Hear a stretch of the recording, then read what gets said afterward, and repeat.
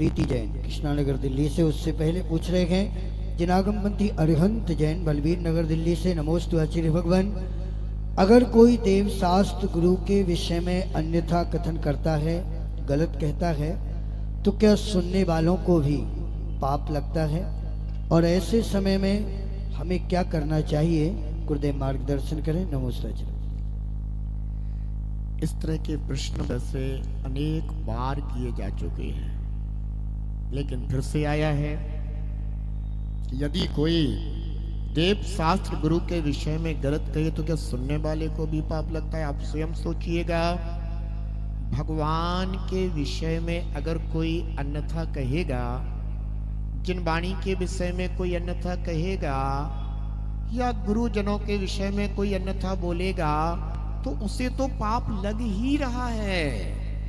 सुनने वाले को भी अगर रस आ रहा है, सुनने वाले को भी अगर आनंद आ रहा है, क्योंकि ये संसार है।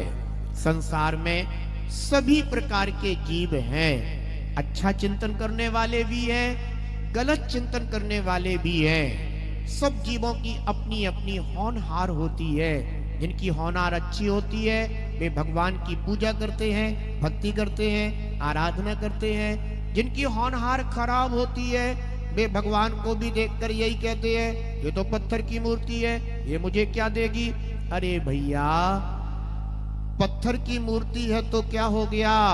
अपने भावों को परिवर्तन करने में वह बहुत बड़ा निमित्त हुआ करती है। जानते हो, यदि कोई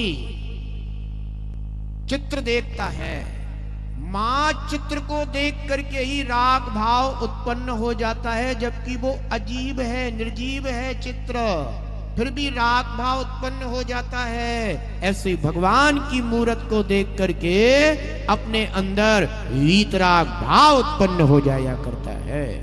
हमें हमेशा भगवान के, जिनवाणी के, गुरुजनों के गुणों का गान करना चाहिए। अगर कोई उनके विषय में अन्यथा बोलता है तो निश्चित है वो जीव पाप कर्म को ही कमा रहा है, और ऐसे पापी जीवों का कभी साथ नहीं देना चाहिए, सुनना भी नहीं चाहिए।